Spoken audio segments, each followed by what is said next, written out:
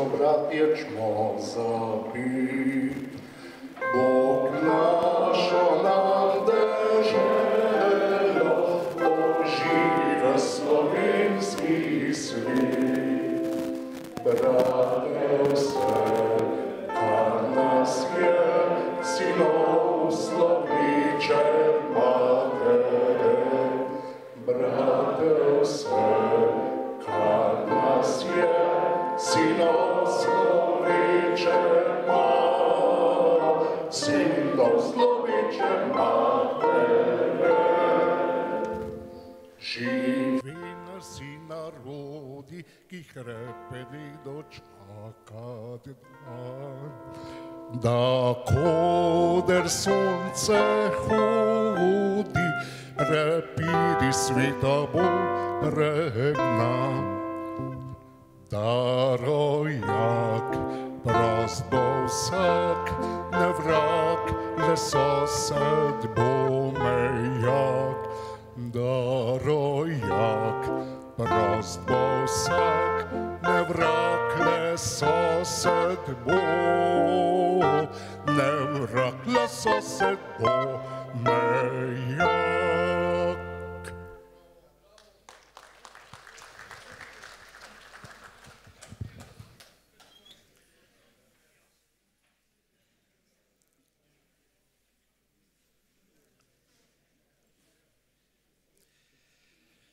Dober večer. Dober večer, spoštovane osamosvojitelji, osamosvojiteljice, poslanci prvega slovenskega parlamenta, dame in gospodje. V Poljčah, v tej dvorani, se je pred 33 leti zgodil eden najpomembnejših dogodkov za slovensko osamosvojitev. Spomin na dogodke 9. in 10. novembra smo trdno zapisali v svoje srca in se jih tako ponosno spominjamo. Je to dovolj, da se ti slavni dogodki vtisnejo v spomin prav vseh Slovencev? Verjetno ne. Dogodki bi morali biti zapisani v učnih programih. Ideja, da dogodke v Poljčah praznujemo kot državni praznik, pa je še vedno kako živa. Pogumni poslanke in poslanci Demosa so pred 33 leti odločali o bodočnosti Slovenije. Ni bilo lahko. Usoda naroda je bila namreč v njihovih rokah. Zato ne preseneča skepsa, pa tudi strah. Oče samostojne Slovenije, dr. Jože Pučnik, je bil tisti, ki je vzpodbudil, da je padla dokončna zgodovinska pogumna odločitev. Slovenija bo postala samostojna, neodvisna država in o tem bodo odločali Slovenci. Hvala poslankam in poslancem za pogum.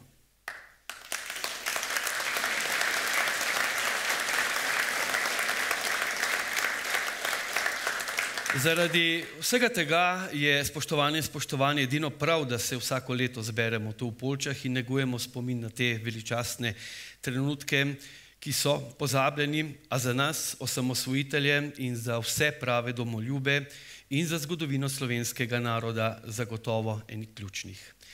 Zatorej, spoštovani in spoštovani, dobrodošli v NATO-vem centru odličnosti za gorsko bojevanje v Poljčah. Sedaj pa vas prosim, da se z minuto molka spomnimo tistih, ki so dali največ za samostojno domovino svoja življenja.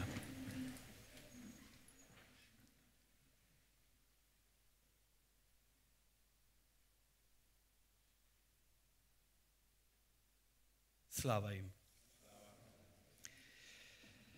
Združenje za vrednote slovenske osamosvojitve s proslavo že leta prispeva, da ti zgodovinski dogodki niso pozabljeni. Predno povabim prvega govorca, pa moram opravičiti, spoštovani in spoštovanim, bivšega predsednika republike, gospoda Boruta Pahorja, ker ga danes ni z nami, je namreč na poti, mislim, da na Češko, na srečanje trilaterale, in je takole povedal, bom prav citiral: če ne bi šel na Češko, bi sicer bil tam, kjer je treba biti. Hvala bivšemu predsedniku, ki je bil večkrat z nami tukaj. Sedaj pa k besedi vabim predsednika Združenja za osamosvojitve in pa predsednika osamosvojitvene vlade, gospoda Lojzeta Peterleta. Lepo prosim.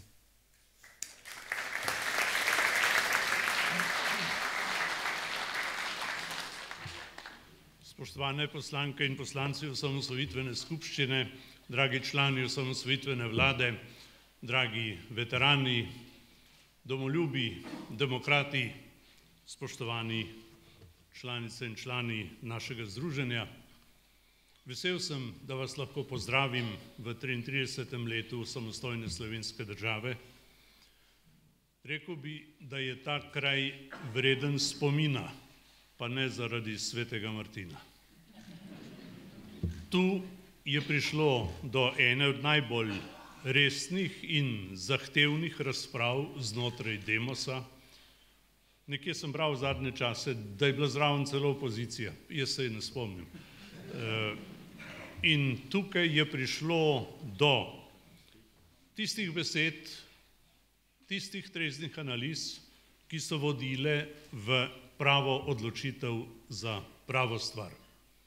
Ko primerjam tisti čas z današnjim časom, lahko rečem s ponosom in hvaležnostjo, da smo razumeli tisti čas in sprejeli prave odločitve v pravem času. Čas, ki ga živimo, o katerem jaz ne bom povedal veliko besed, je tistemu času v mnogočem podoben, ker nas izziva k pravim odločitvam. Ampak nimam vtisa, da bi bili na to tako pripravljeni, kot smo bili pred 33 leti. Jaz sem vam hvaležen, gospe in gospodje, vsem tistim, ki so dali glas, tistim, ki so delali v skupščini, tistim, ki so delali v vladi, da smo plebiscitarno voljo ljudi, ki je sledila odločitvi v Poljčah, da bo plebiscit 23. decembra, da smo to voljo potem tudi uresničili. Veste, da so bile ideje, da bi bili samostojni kar 23. decembra. Če bi igrali to igro, ne vem, če bi danes tukaj kaj praznovali. Vlada je odgovorno povedala, kako smo pripravljeni, koliko časa potrebujemo, kaj nam še manjka in kdaj bi bilo to potrebno. Zato je pisalo v zakonu, državo je treba proglasiti 6 mesecev kasneje. Tako se je zgodilo, vse naprej vam je znano. Vesel sem, da je danes slavnostni govornik, minister takrat za notranje zadeve, Igor Bavčar. Hvala lepa, Igor, izvolite. Hvala lepa predsedniku. Slavnostni govorec bo malo kasneje prišel na vrsto. Moram reči, da nam je uspelo, ker se vsako leto vračamo sem v Poljče in da se nekaj dogaja, dvorana še nikoli ni bila tako polna. Nekateri stojite, oprostite, ampak boste zdržali, hvala vam lepa. Dve legendi slovenske glasbe imamo danes med nami, Cito in Jožeta Galiča.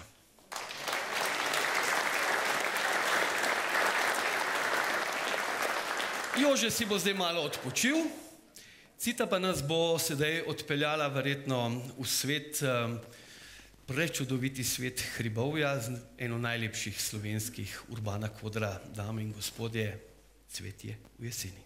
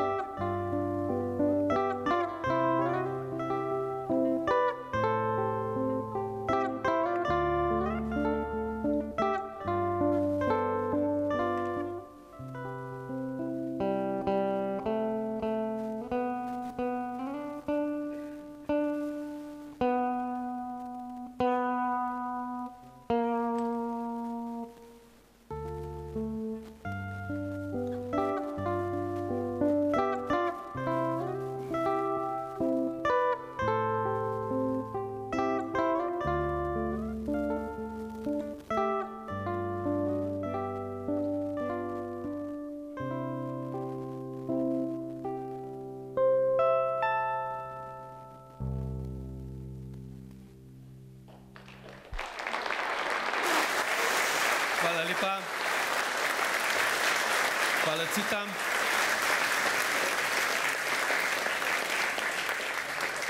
Pa prav videl sem Meto, kako je zaplesala tukaj spodaj. Spoštovane in spoštovani, v imenu občine Radovljica nas bo pozdravil domačin, častni občan občine Radovljica in takratni poslanec gospod Avguštin Mencinger.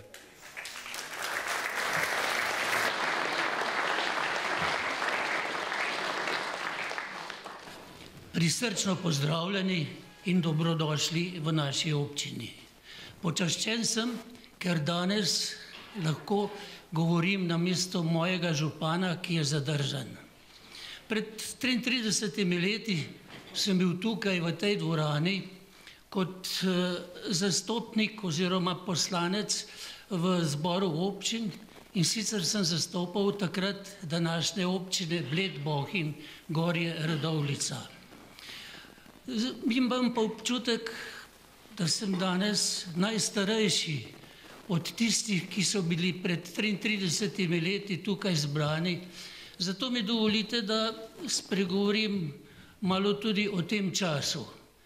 In sicer bi vam rad povedal, kako sem jaz doživljal. In da to, kar bom povedal, da to je moj pogled na takrat in na svet sedaj. Glejte, pred 33 leti se je zatresla Evropa, stara Evropa. Prišel je nov čas in pojavljale so se nove države, mnogi narodi so dobili svojo državo. Bil je to razborljiv čas. Bil pa je tudi srečen in blagoslovljen čas za nas Slovence. Takrat smo začeli ustanavljati svojo državo. In še danes velikokrat pomislim, kako sem se bal za Lojzeta, veste katerega, ker je bil kar zelo korajžen. Bil je tako korajžen, da je takrat upal sprejeti krmilo te nove mlade države in da je to mlado državo popeljal mimo čeri in viharjev tistega časa. Imel pa je srečo, imel je okoli sebe čudovite ljudi. In po mojem mnenju nikoli Slovenija ne bo imela več tako dobre vlade, kot je bila ta vlada. Ta vlada je bila najbolj poštena, najbolj aktivna, najbolj delovna in tudi najbolj demokratična. In je tudi največ naredila, da danes praznujemo tukaj, ko bom rekel, rojstni dan oziroma še bolje dan spočetja Slovenije. No, potem so prihajale druge vlade, mislim, da jih je bilo 15. Takrat so bile razmere že več ali manj drugačne in te druge vlade so nekje vijunkarili enkrat desno, enkrat levo, tako kot bi vozile slalom, s tem, da so večkrat zavijale levo, ker je bila strmina na desni.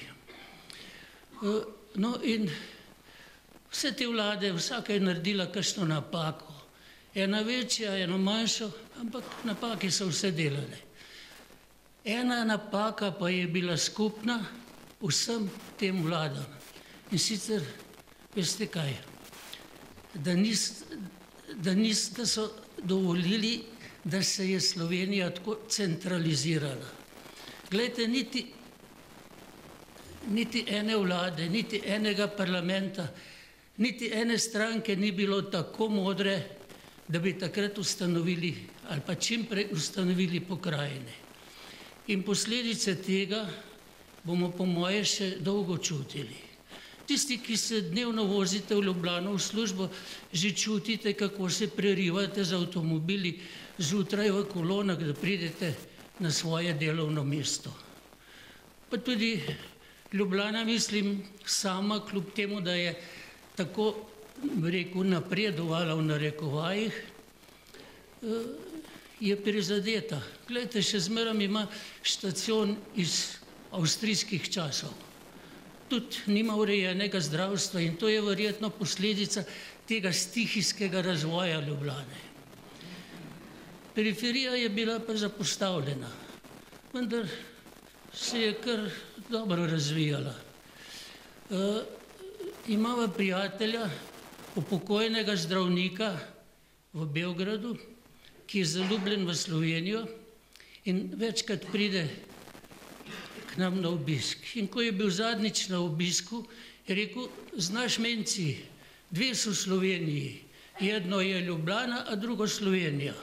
No in jaz sem pomislil, pa sta res dve Slovenije. Veste, morda tisti, ki na periferiji živite, to bolj občutite, slovenska periferija živi čist eno drugo življenje. Živi bolj umirjeno, živi bolj normalno, živi bolj srečno življenje, predvsem pa življenje z bistveno manj sovraštva. In tudi bolj demokratična je slovenska periferija. Povedal vam bo moj primer.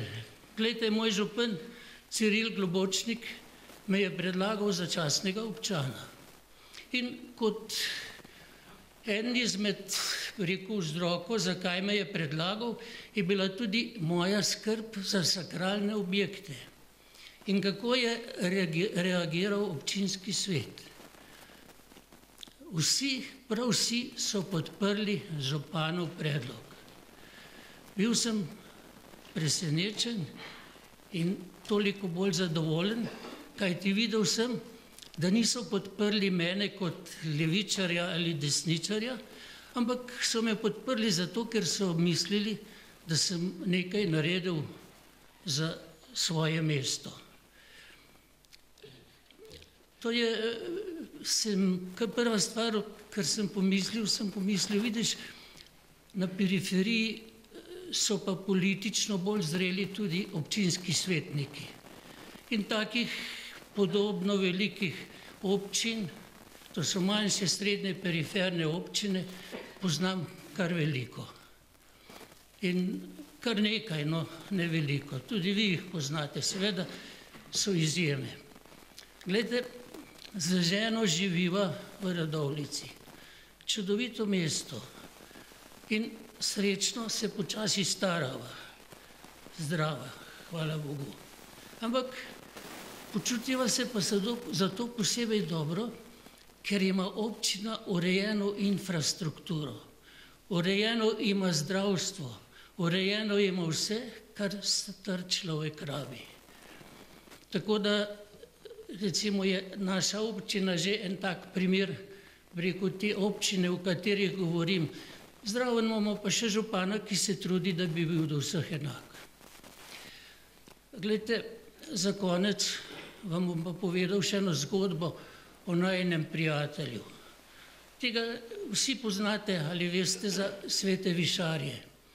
To je božja pot v Italiji nad Trebižem. In na Svete višarje sva z ženo peljala spet mojega prijatelja iz Srbije in ko smo sedeli na terasi, občudovali čudovito panoramo, pili pivo, jedli odlične špagete in kar naenkrat pravi prijatelj. Pravi, slušaj Menci, nisem znal, da v Sloveniji ima toliko Italijana.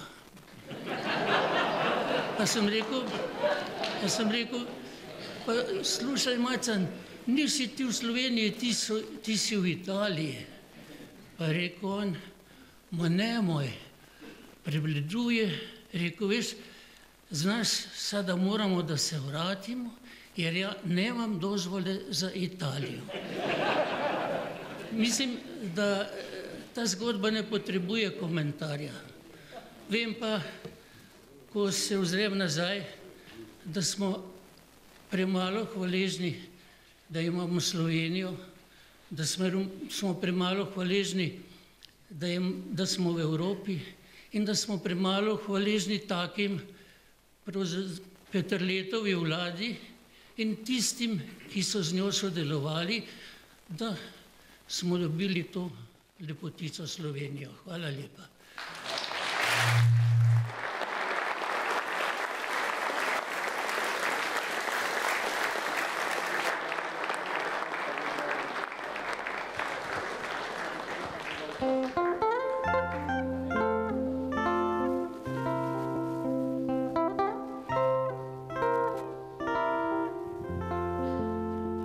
Săji svita bodin, daj mi črivle da grem, jesti pa črivlov k ne dam, tec večera da imam.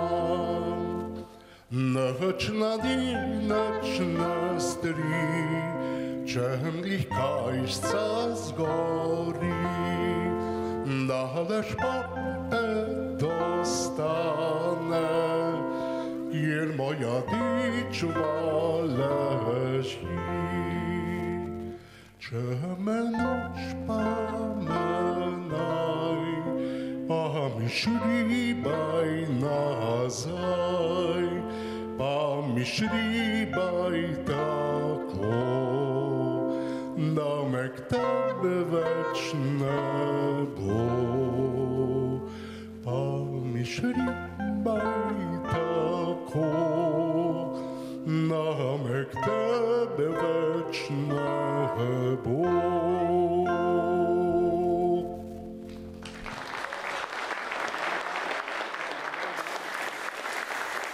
Hvala. Hvala seveda tudi gospodu Mencingerju. Sem se spomnil vmes, ko ste govorili, ne, jaz tudi prihajam z periferije, čist na koncu sem ob Kolpi, predvsem mi živimo bolj slovensko, kot oni v Ljubljani. Tako da. Spoštovani in spoštovani, ne glede na zasluge, ne glede na storjeno, čas seveda dela svoje. Ostajajo nam spomini, zasluge, a tudi če smo že mi malo trudni, še vedno nam ostaja ena naloga.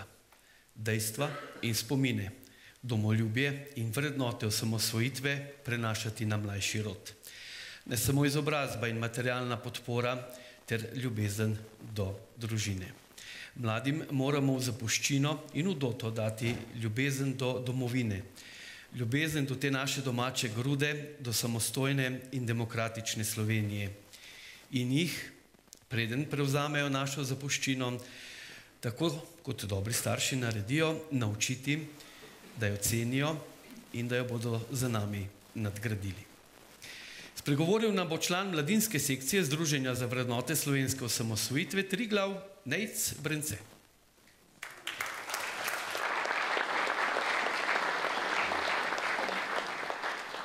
Spoštovane domoljubke, spoštovani domoljubi, predsednik in ministri osamosvojitvene vlade, ter seveda vsi, ki ste se srcem borili za samostojno in neodvisno Slovenijo.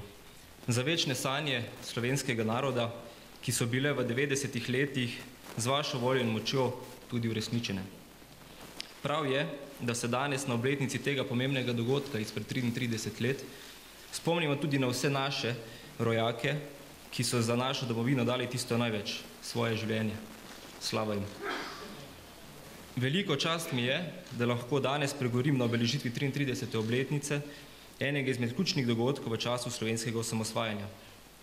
Pri posvetu vodstva Demosa, ki zgodil prav tu v Poljčah, je šlo za prelomni dogodek v slovenski zgodovini. Sprejeta je bila odločitev, da Majniška deklaracija iz leta 1989 ne bo le spisek neuresničenih želja, ampak bo postala realnost. Realnost, v katero se je slovenski narod želel zbuditi vso svojo zgodovino. Mnogi veliki Slovenci so o tem sanjali, koalicija Demos pa je te sanje spremenila v resničnost. Po zaslugi ljudi, ki so se takrat zbrali na posvetu tu v Poljčah, smo prišli do edinstvene priložnosti v svoji zgodovini. Prišli smo do priložnosti, da si kot narod usodo pišemo sami. In spisali smo si jo. Mnogi narodi po tem svetu o tem danes le krepenijo. Zato je spomin na dogodke izpred dobrih 30 let še toliko pomembnejši. Državljani, predvsem pa mladi, ki tega obdobja nismo doživeli na svoji koži, se moramo zavedati, da lastna država ni nekaj samoumevnega. In to potrjuje tudi aktualno dogajanje v svetu. Je plod modrosti, odločenosti, zrelosti in poguma. Sporočilo današnjega dogodka naj bo, da mora spomin na ta najsvetejši čas v slovenski zgodovini živeti. Živeti na vseh področjih. Tega spomina danes žal ne vidim druge, kot znotraj VSO-ja in še nekaj drugih organizacij, ki se zavedajo pomena slovenske osamosvojitve in ustanovitve lastne slovenske države. Ne vidim ga v širši družbi, ne vidim ga v šolstvu. Za primer, v osnovni šoli smo omenjali jajce, nismo omenjali Poljč. Kakšno sporočilo to pošilja mladim? Kakšna je to država, ki svojo mladino uči o ustanavljanju socialistične federacije, zamoči pa dejstvo, da so bile v tej državi Slovence množično kršene človekove pravice, ter ne omenja dogodkov, ki so nas tega socialističnega pekla odpeljali. Vsi mi, ki smo danes zbrani tukaj v Poljčah, se zavedamo, da to ni prava pot. Zavedamo se, da potrebujemo več Slovenije in manj Jugoslavije, več demokracije in manj socializma. Žal pa dogodki, ki jih spremljamo danes kažejo, da v Sloveniji še vedno obstajajo ljudje, ki imajo moč in se z nami ne strinjajo. Gre za skupino, ki ljudem, ki niso verjeli v projekt samostojne neodvisne Slovenije, postavlja parke z veliko črko mehki Č. Na drugi strani pa ukinja Muzej slovenske osamosvojitve. Gre za skupino ljudi, ki pred protokolarna posestva vrača kipe morilca, ki ga svetovna javnost uvršča med 10 največjih klavcev v 20. stoletju. Gre za skupino, ki na večer, ko svojci brutalno pobitih v povojnih pobojih in komunističnemu terorju prižigajo sveče ter se izpoveduje, ukinja nacionalni dan spomina na žrtve komunističnega nasilja. Spoštovane gospe in gospodje, ta skupina se žal imenuje Vlada Republike Slovenije. Vlada nam torej skupina, ki je ideološko na strani tistih, ki so se 25. oktobra 1991 ukrcali na trajekte in zapustili našo novo ustanovljeno državo. A kot vidimo, tega niso storili vsi. K sreči, pogled na današnjo polno dvorano tu v Poljčah kaže drugo sliko. Kaže nam, da nas je ogromno takšnih, ki svoje države in demokracije ne damo. Pred 33 leti se je točno v tem kraju zbrala koalicija Demos, ki je verjela, da si Slovenci in Slovenke zaslužimo več.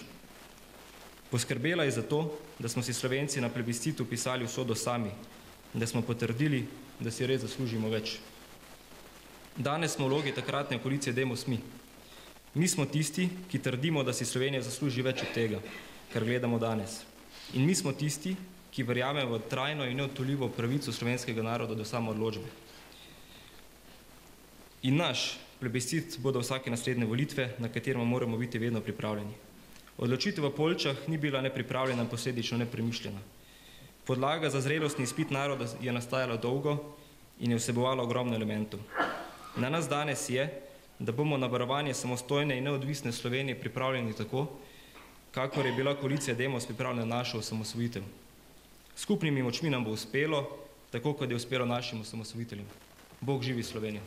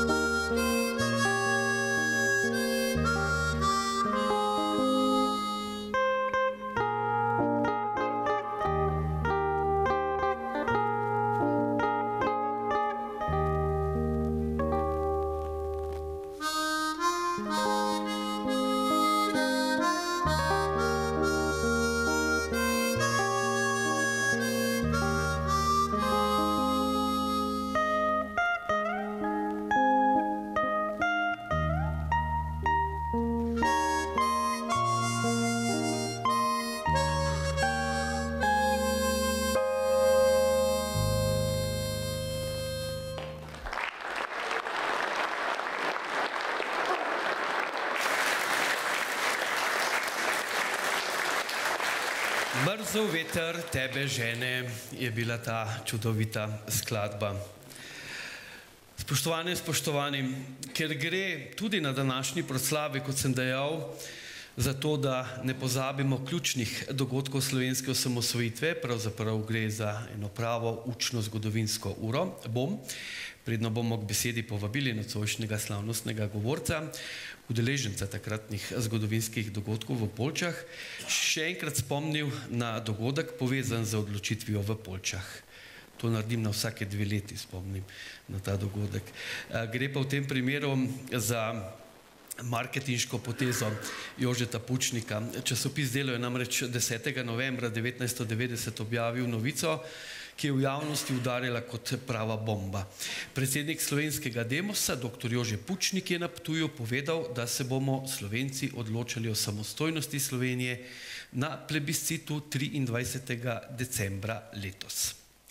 No, Jože Pučnik je kasneje povedal, da mu je novica menda pred novinarji ušla.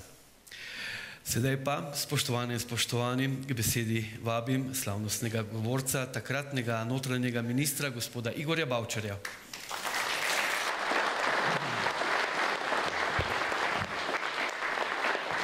Gospe in gospodje, spoštovane poslanke in poslanci prve slovenske skupščine, člani vlade, gospod predsednik vlade, dame in gospodje, spoštovane članice in člani združenja, veteranke in veterani.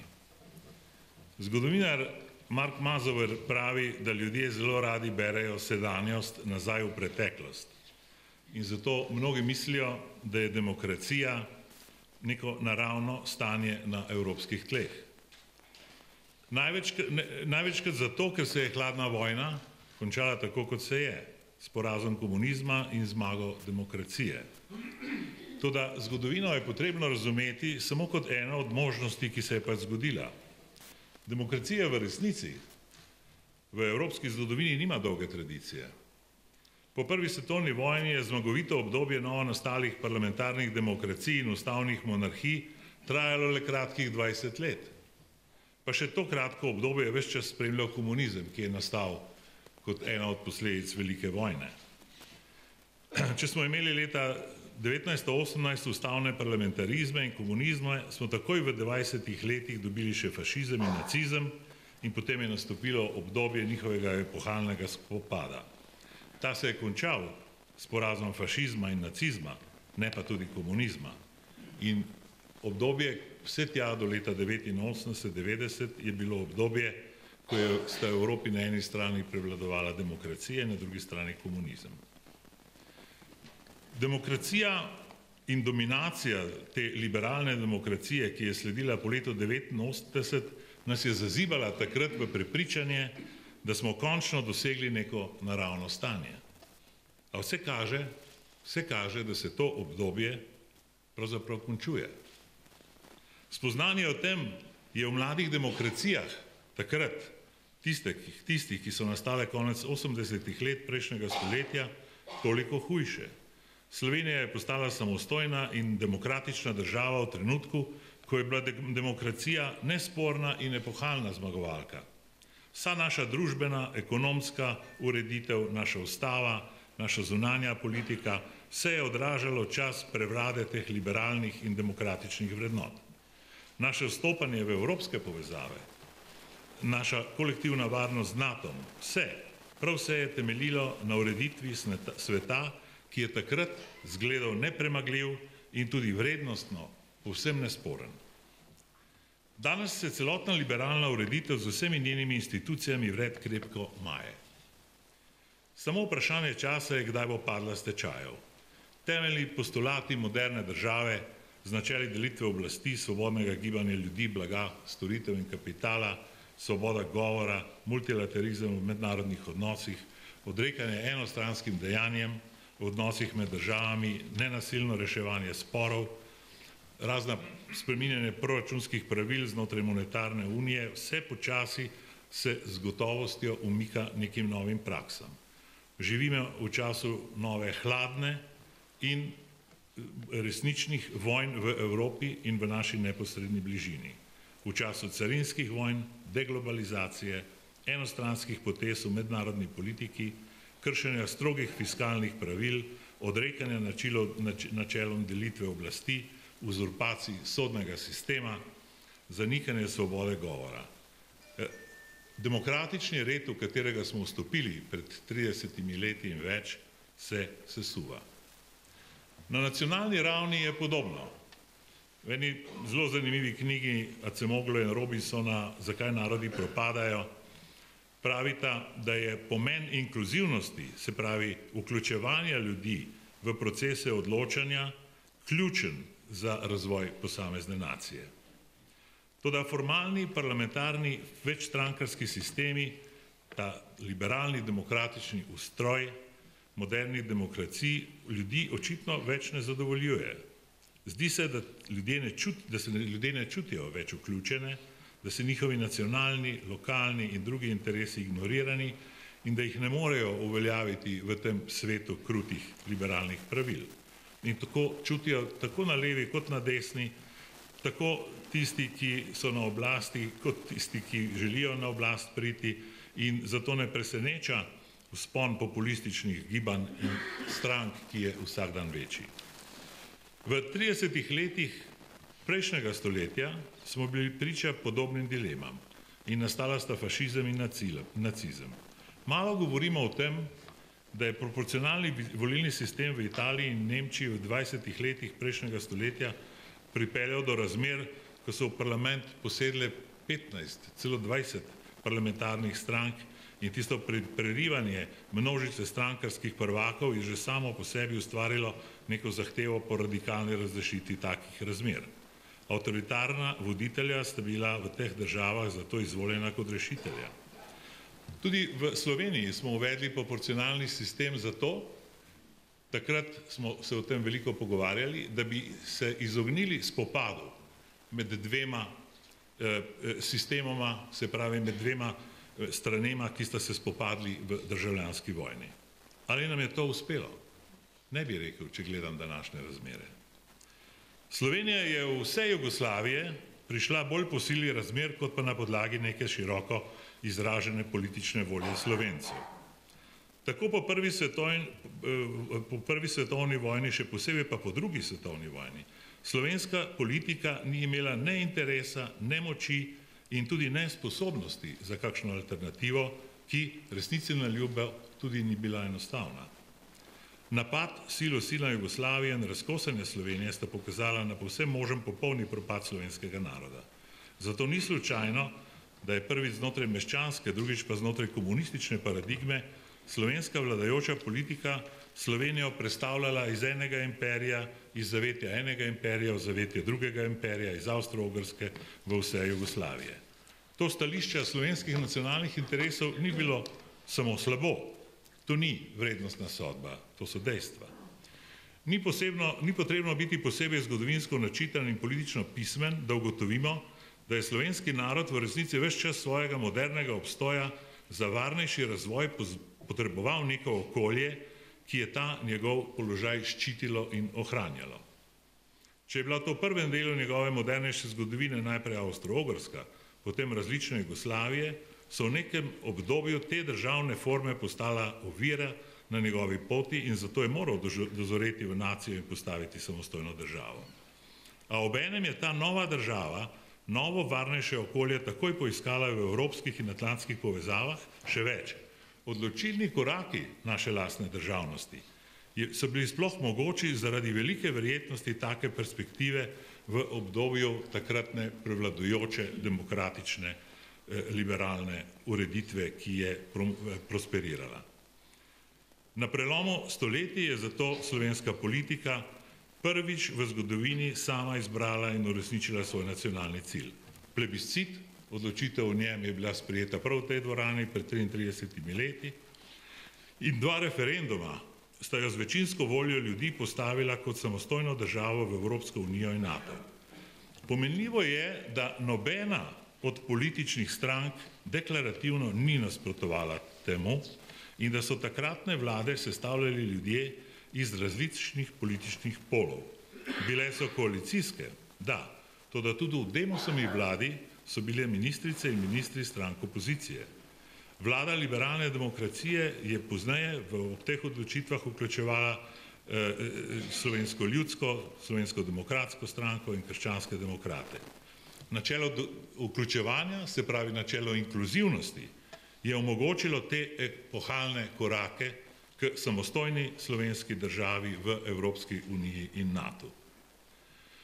Toda, ali se lahko zgodi, da to vse tudi izgubimo? V primeru, da te integracije, o katerih govorim, propadejo, povratek nazaj ni mogoč. Kljub temu, da se občasno pojavljajo neke ideje o nekem mitu Jugoslavije. Kaj torej storiti? To ne pomeni, da moramo le dvigniti roke nad usodo teh integracij, Evropske unije recimo. Nasprotno, prav spoznanje te realnosti narekuje slovenski politiki veliko odgovornost, da v danih okoliščinah naredi vse za zaščito ključnih nacionalnih interesov. Končno imamo svojo državo. In če kje obstaja razlika v odnosu do časov po obeh svetovnih spopadih, je prav v obstoju slovenske države. Zato za alternativo torej ni dovolj le prisegati na Evropsko unijo in viti roke nad težavami sodobnega sveta.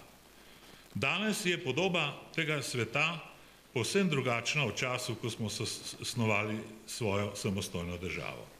Stebri stabilnosti svetovne se majejo, svet, kot je nastal na rezultatu druge svetovne vojne, odhaja. Unija se dezintegrira, Velika Britanija je že izstopila iz povezave, mnoge razprave o federalistični ureditvi prisiljujejo nekatere skupine držav, kot je Višegrajska skupina, da snujejo nove načrte in mnogi pripovedujejo in napovedujejo, da bo v tem primeru pravzaprav Evropa razpadla vsaj na dve skupini držav.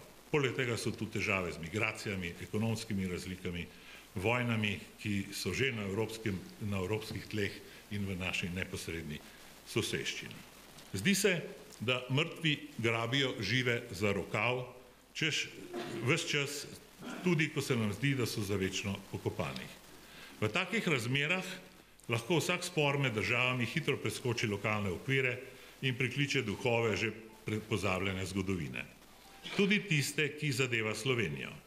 Ni potrebno veliko domišljije, da si prikličemo razmere, ko so nekatere naše velike sosede svoj iridentizem zagotavljale tudi s podporo konfliktom med nacionalnimi politikami v Kraljevini Jugoslaviji in Balkan je ostal ves čas hvaležno prizorišče za take izzive.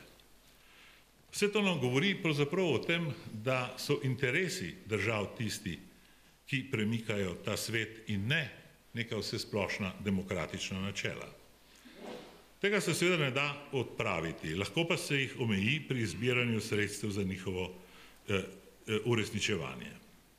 Danes smo s 27 državami v politični, ekonomski in upam morda kdaj res tudi v varnostni zvezi, ki je hkrati naš glavni trg, naš privilegij in naša skrb. Preživlja krizo z Brexitom, krizo odnosov med razvitimi in zaostajajočimi delom povezave, krizo, ki jo slabita zadolženo nekaterih držav in kriza monetarnega kluba, ki brez skupne fiskalne politike težko funkcionira. Rešitev krize demokratične ureditve in njenega ekonomskega liberalizma vsi iščejo v večji vlogi držav. Razlike so le v vsotah denarja. Tu si roke podajajo levica in desnica in njuni politični konkurenti.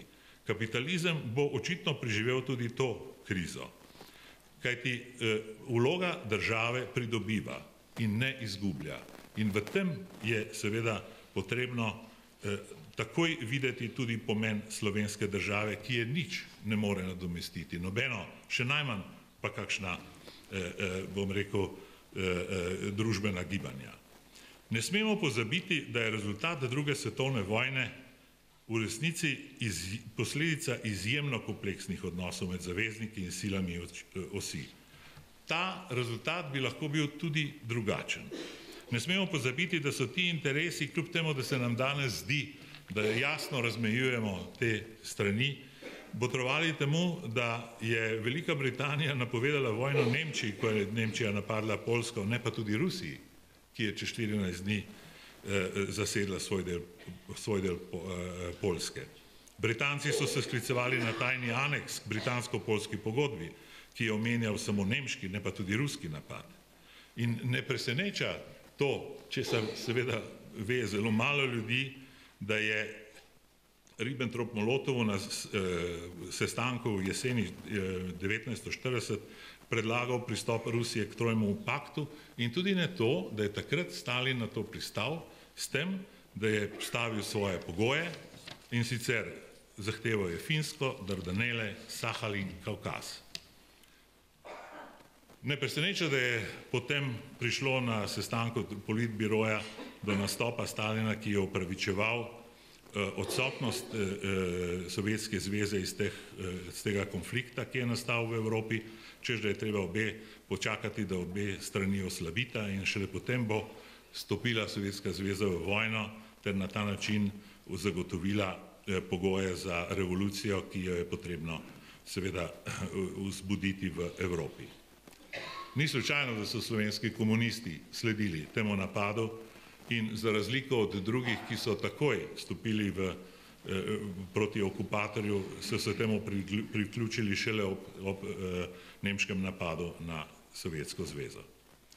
Ves čas druge svetovne vojne je med zaveznicami vladalo veliko nezaupanje in strah, da bi katera od njih sklenila separatni mir s Hitlerjem. Stalin je sumil, da zavezniki zato odlašajo z veliko invazijo na Zahodu. Poznaj je bil to prepričan zaradi pogajanj Amerikancev z Nemci v Italiji o predaji nemške vojske, ki se je predala skoraj 10 dni pred kapitulacijo. Rusi so pa preko bolgarskega veleposlanika Stamenova skušali vzpostaviti stik z Nemci in se z njimi dogovoriti o sklenitvi separatnega miru že prej. Pri tem ni šlo samo za nezaupanje, ampak za interese, ki so ob zaključku vojne najbolj jasno pokazali svojo barvo ob bitki za Berlin, ki je v resnici pomenila zasedbo položajev nasprotnikov v prihajajoči hladni vojni. Churchill je imel že leta 1945 na mizi načrt operacije, katere namen je bil napad na Rdečo armado in vrnitev te armade na stare meje pred napadom na Poljsko. Stalin je imel ukaz stavki generalštabu, da je potrebno priti z Rdečo armado do Danske. Zakaj vam govorim o tem? Zakaj danes govoriti ob taki priložnosti o teh stvareh? Zato, ker je za poenostavljenimi predstavami o ključnih zgodovinskih dogodkih v resnici kompleksna realnost, ki govori o primarnosti nacionalnih interesov pred iluzijami o vseveljavnosti demokratičnih vrednot. To ne pomeni, da se je potrebno odreči borbi za te vrednote. Ne. Pač pa moramo razumeti, da bi se lahko zgodovina lahko zasukala tudi drugače. In če nam res da ne more povedati, kaj se bo zgodilo, pa nam lahko pove, kakšno ceno lahko plačamo za naše lastne zmote. Govorim zato, ker smo priča dogodkom zasedbe Krima, napada na Ukrajino, ker bližje vzhodni napad Hamasa na Izrael in odgovor Izraela grozi z eskalacijo vojne, ker v naši neposrednji soseščini obžalujejo propad triatlonske pogodbe, ker sta Rusija in ZDA odstopili od dogovora o uporabi atomskega in konvencionalnega orožja, ker vrsta evropskih populističnih politikov, ki jim je sicer za Evropo paktirajo z Rusijo, ker je Nemčija gospodarsko šibka, njen obrambni minister govori, da je vojna v Evropi možna, ker krepi nemško armado in govori o ustanavljanju evropskih oboroženih sil, njen gospodarski minister pa o novih konkurenčnih pravilih, ki bodo še včeraj bogokletno državno pomočjo stimulirali domačo industrijo, ker se države BRICS-a plus dogovarjajo o ustanovitvi nove valute in koncu prevlade ameriškega dolarja in še. Svet, ki je nastal po drugi svetovni vojni, se nesporno spreminja in odhaja. Nič ne pomaga klic spustimo zgodovino zgodovinarjem, ko pa vidimo, da jo praktično živimo in doživljamo vsak dan. Potrebno se je znati soočiti z zgodovino in odločitvami, ki jih Slovenija potrebuje danes. in manj s polemikami o smislu, kaj se je v resnici zgodilo. Slovenci v naših današnjih odločitvah nosimo s seboj v resnici vse. V nekem velikem nahrbtniku nosimo naše izkušnje za Avstro-Ogrsko, državo Srbov, Hrvatov in Slovencev, kapitulacijo kraljevine, domobransko paktiranje z okupatorjem in njihovo tragično pričakovanje zavezniške invazije v Istri in Dalmaciji, njihov tragičen konec v Kočevskih breznih, odpor tigrovcev in zavednih Slovencev, nosimo s seboj upor partizanske vojske in sektašenje komunistov, državljanski spopad z bratomorno vojno. Nosimo kljubovanje Nemcem in okupatorjem in zadrževanje njihovih divizij v Bosni in paktiranje z Nemcem proti zavezniškem izkrcanju v Primorju in Dalmaciji, nosimo pomoč jugoslovanske partizanske vojske slovenski pri osvoboditvi Primorja in Trsta ob kljubovanju italijanskim interesom in nosimo bratenje s Stalinom, kar je železno zaveso spustilo na naše zahodne meje in nam je odzelo Trst in pomemben del slovenskih ozemelj. Nosimo nadaljevanje državljanske vojske v jugoslovanskem socializmu, teror enopartijskega režima in UDBE, soglasje, do katerega smo prišli v naši polpretekli zgodovini v Cankarjevem domu, odpor proti mitingu resnice, spopad ob novi reviji, aferi JBTZ, zmago Demosa, plebiscit, zmago v 10-dnevni vojni, nastanek slovenske države, zavlode tranzicije in še in še.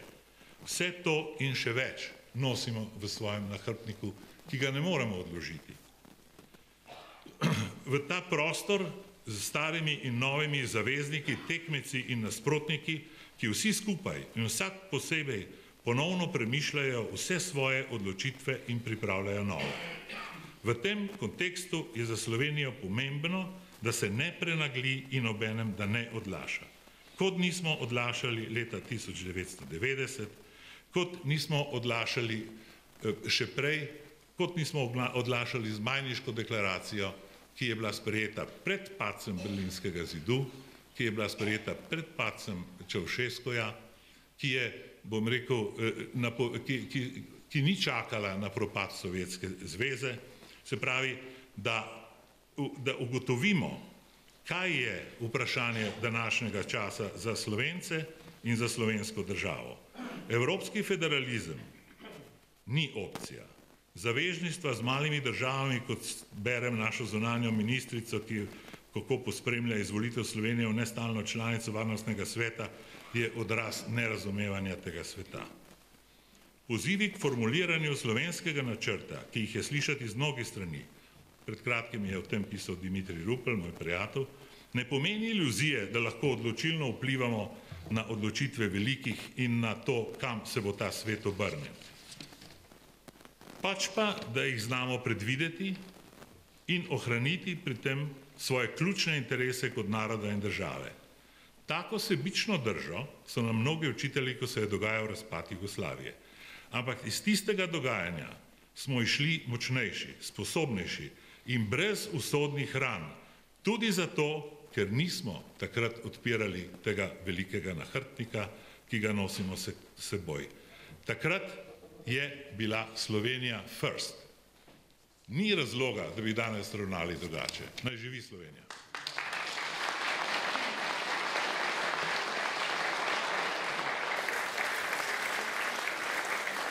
Hvala lepa Igorju Bavčarju za govor. Zdaj pa bomo slišali še 3 skladbe. No, prej sva se pred prireditvijo s Cito pogovarjala, ravno zdaj omenjamo tudi tiste čase pred osamosvojitvijo, ansambel Slovenija, katerega ustanovitelja sta bila, strašne težave so imeli, zaradi tega, ker je bil to ansambel Slovenija. Pa bi, ne vem, rekla, ansambel Mengeš, mogoče bilo boljša, veš. Ne, nekoč me je na enem snemanju en zelo znani glasbeni producent, ko je vedel, kako se imenujemo, že vse od leta 1977 naprej, me je leta približno 1982 nekako takole vprašal, zamisli si ansambel Slovenija, zamisli si ansambel Bosna in Hercegovina. Kako bi to bilo? Da, če sem malo razmišljal, vidva pa, dejta ene 3, evo.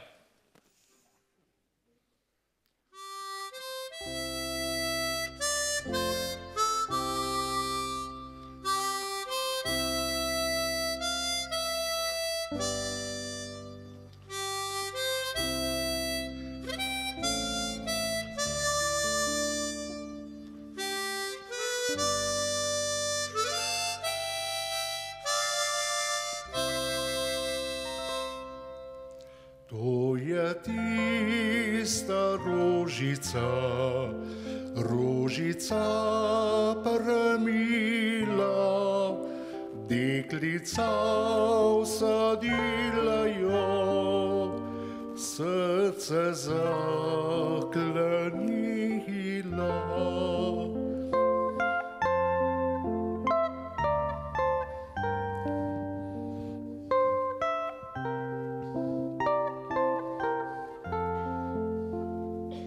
To je tista rožica, rožica prezala, deklica prepevala, rožo zalivala.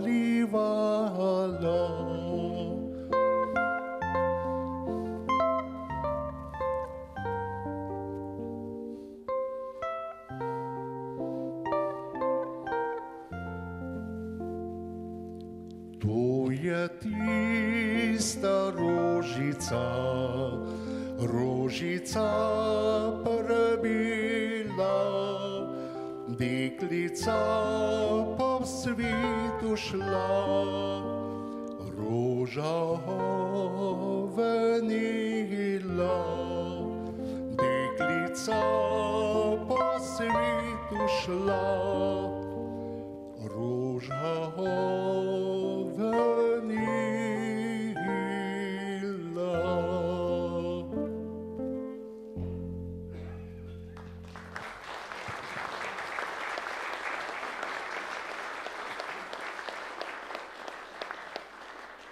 No in ta ansambel Slovenija je dobil oktobra leta 1990 priložnost, da kot del prve kulturne ekspedicije, ki je obiskala prav vse Slovence v Južni Ameriki, ne glede na čas in vzrok njihovega prihoda tja, je vse skozi igral od leta 1978 naprej skladbo Tebi Slovenija.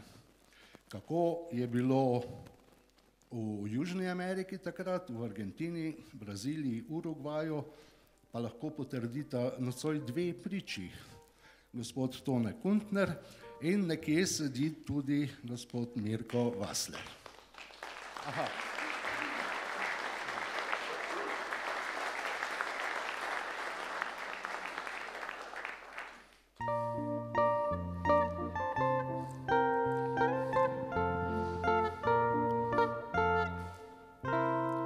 Tam, kjer beseda domača zveni, dobri ljudje živijo, tja, kjer preživel najlepše sem dni, znova želje hitijo.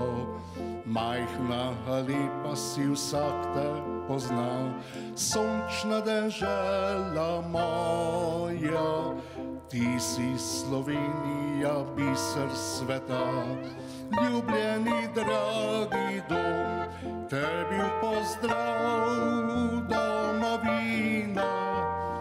Pesem naj zapojem, glej v naročju tvojem, rad zavedno bom ostal.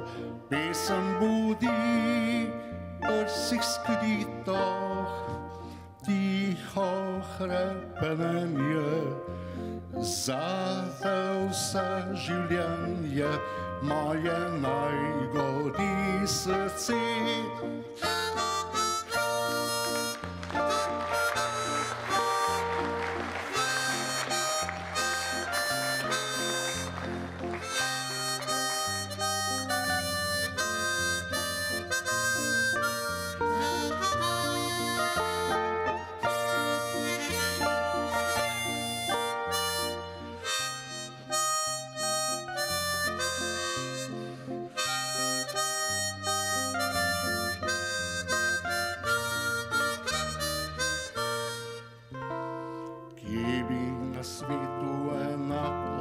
šel, tu bi želel spoznati, kdo bi mi pesem najlepšo zapel, kakor jo znale mati. Tebi Slovenija zvest bom ostal, sreča doma me čaka, Žulja v roko bom polje oral, kaj bi želel še več, tebi v pozdrav domovina, pesem naj zapojem, glej v naročju tvojem, rad zavedno bom ostal, pesem budi prsih skrito, tiho hrepenenje, zate vse življenje, moje najgodi srce.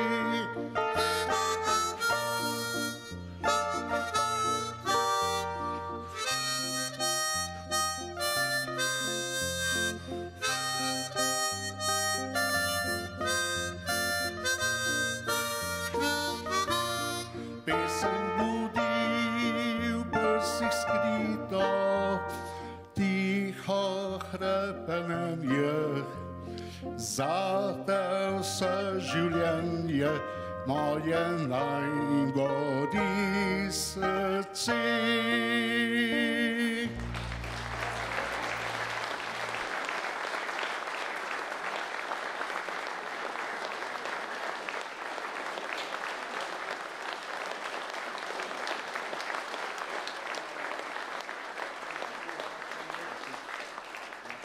Vidite, da je prej med govorom je vzačal, se ve zakaj, zato ker je danes pač takšen dan, Martinova sobota, pa nimajo, da pa sline mu zmanjka, ker je že prej tudi Jože rekel, kako smo bili v Južni Ameriki in smo vedno prepevali tudi takšne pesmi bolj živahne in lepe. No in zdaj bova za konec, ker je danes pač Martinova sobota, naj zazveni venček pivskih pesmi.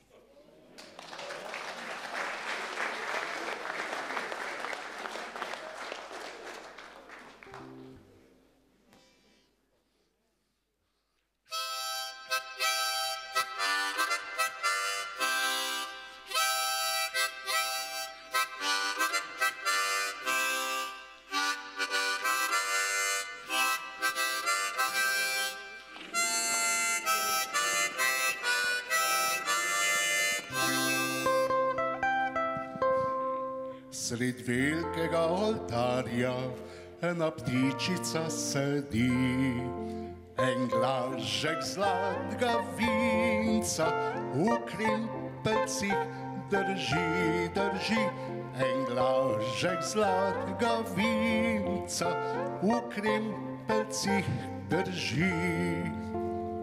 Bog oče ga je stvaril za žejne nas ljudi, to sladko zlato vince, ki trta ga rodi, to sladko zlato vince, ki trta ga rodi.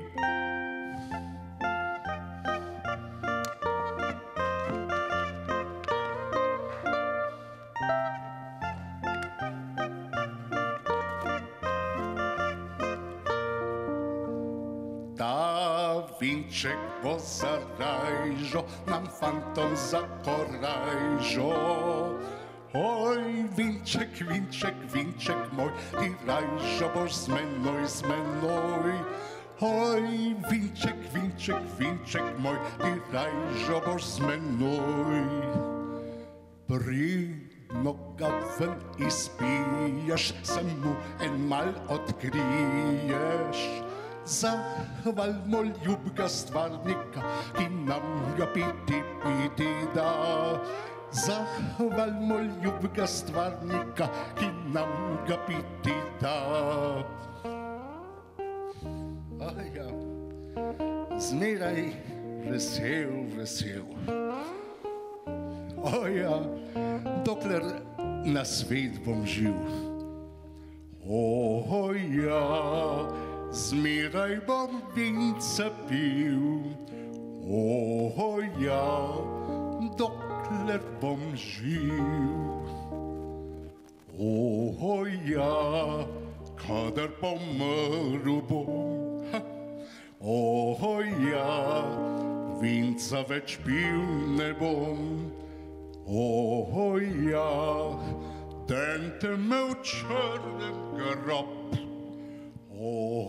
Ja, liter na grob, čeprav glažek še ni prazen, ne gremo še na razen, ne gremo še domov. Kdor pa ne bo tega stril, škoda, da bi pri nas bil, se veselil, pa družbo bi gazil.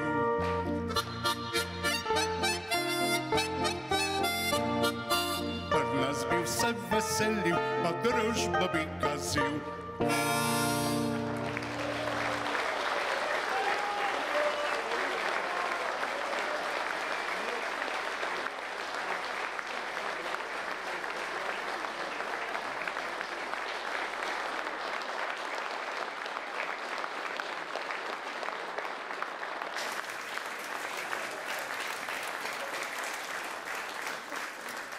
Hvala Jože, hvala Cita. No, če smo imeli učno uro danes spet in če sem se na začetku spomnil, da o ideji, lani je bila prvič malo bolj na glas povedana, da bi torej 9., 10., 11. moral biti državni praznik. Če se ne motim, je celo ena ideja, da bi občina Radovljica praznovala občinski praznik na ta dan, a ne? Tudi to. Se pravi, ta ideja je še vedno živa. Samo ena težava je. Zmagati moramo. Spet.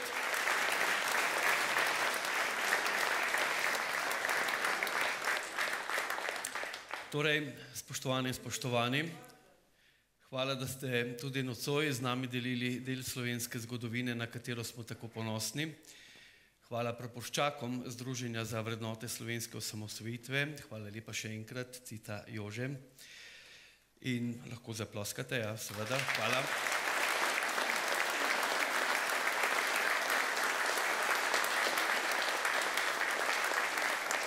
In če je bil to večer spomina, torej utrjevanje spomina na pomembne dogodke slovenske osamosvojitve, naj tistim, ki so pozabili na naslednje besede doktorja Jožeta Pučnika, tle v dvorani takih ni, a ne?